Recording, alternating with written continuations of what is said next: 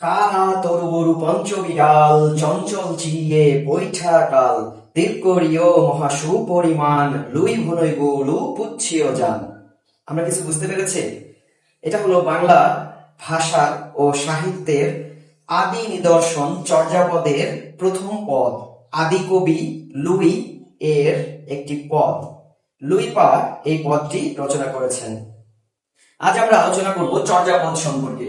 চর্যাপদকে চর্যাচর্য বিনিশ্চয় কোনটি আচরণীয় কোনটি আচরণীয় নয়, বা চর্যা আশ্চর্য বিনিশ্চয় অর্থাৎ আশ্চর্য জীবনাচরণ নামেও ডাকা হয়ে থাকে। চর্যাপদ হচ্ছে বৌদ্ধ ধর্মের অনুসারীদের জীবন আচরণ সম্পর্কে, তাদের ধর্মীয় দর্শন সম্পর্কে যে গুরু আলোচনা, সেগুলো গানে গানে এই পদগুলো রচনা করা হয়েছিল। চর্যাপদের পদগুলো গানের সুরে সুরে পাঠ করা হতো।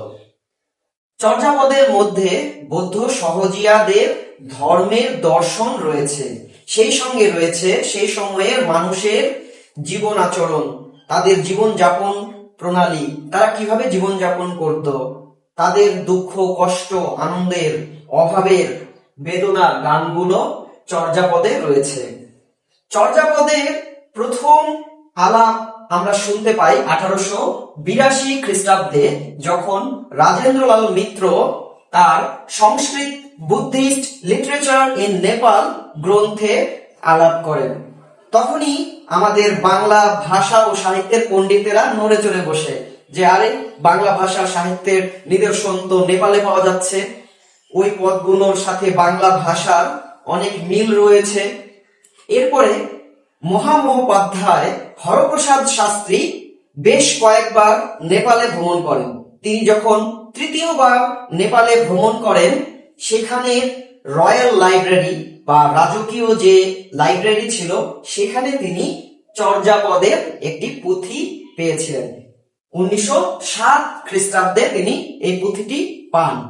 এরপরে 1916 খ্রিস্টাব্দে বঙ্গীয় সাহিত্য পরিষদ, কলকাতা থেকে বঙ্গীয় সাহিত্য পরিষদ থেকে তিনি এই চর্যাপদ এবং এর সাথে আরো 3টি গ্রন্থ, সরপাদের দোহা, কৃষ্ণপাদের দোহা, ডাকার্ণব এবং এই চর্যাপদ, এই 4টি গ্রন্থকে তিনি একত্রিত করে 1000 বছরের পুরাণ বাংলা ভাষায় বৌদ্ধ গান ও দোহা নামে প্রকাশ করেন।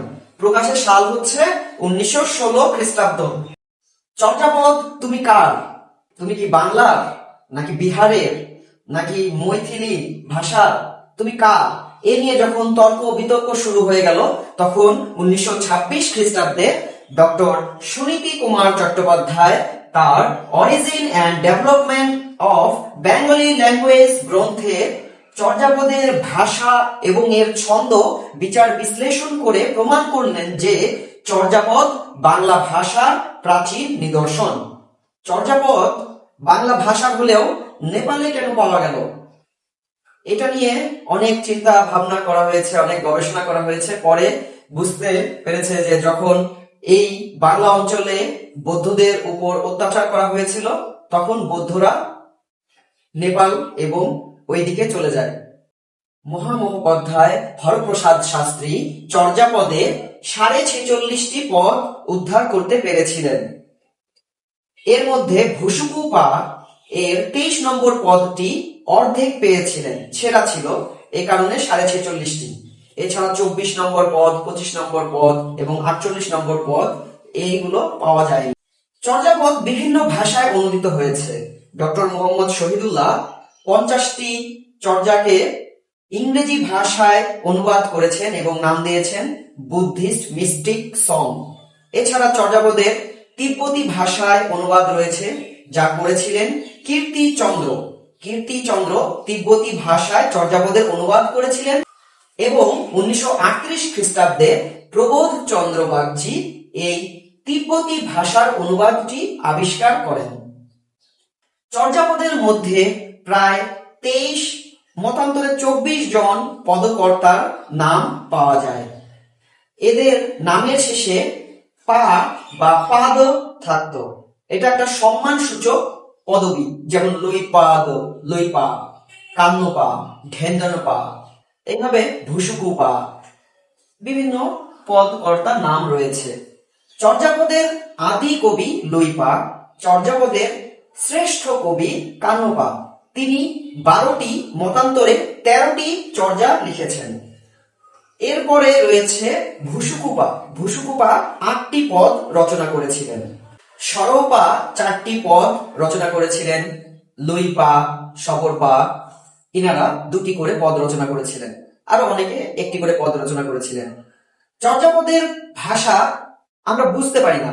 আমরা একটু আগেই যে পদটি বলেছি সেটা আমরা কিন্তু বুঝতে পারি না, কারণ ভাষা পূর্বের যেটা ছিল সেটা এখন আর নেই, এটা বিবর্তিত হতে হতে বর্তমান পর্যায়ে এসেছে।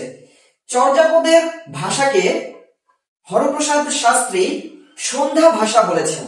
সন্ধ্যা ভাষা বা আলো আধারের ভাষা। কতটুকু বোঝা যায়, কতটুকু বোঝা যায় না, একটু বোঝা যায়, একটু বোঝা যায় না, মানে হেয়ালি ভাষা, আলো আধারের ভাষা। চর্যাপদের ভাষা সন্ধ্যা ভাষা। চর্যাপদের রস হচ্ছে শৃঙ্গার রস। চর্যাপদের মধ্যে শৃঙ্গার রসের ব্যবহার রয়েছে। এর মধ্যে বিভিন্ন রাগ রয়েছে। ভৈরবী রাগ একটি উল্লেখযোগ্য, পটমঞ্জরি, ভৈরবী প্রভৃতি রাগ রয়েছে। চর্যাপদে একদম সাধারণ মানুষের কথা বলা হয়েছে, নিম্ন আয়ের, নিম্ন সাধারণ মানুষের কথা বলা হয়েছে। তালত ঘর মোর নাহি পরিবেশী, হাড়িতে ভাত নাহি নীতি আবেশী। অর্থাৎ টিলার উপরে আমার ঘর, আমার ঘরে হাড়িতে ভাত নেই, কিন্তু আমার ঘরে প্রতিদিন অতিথি আসে বা মেহমান আসে।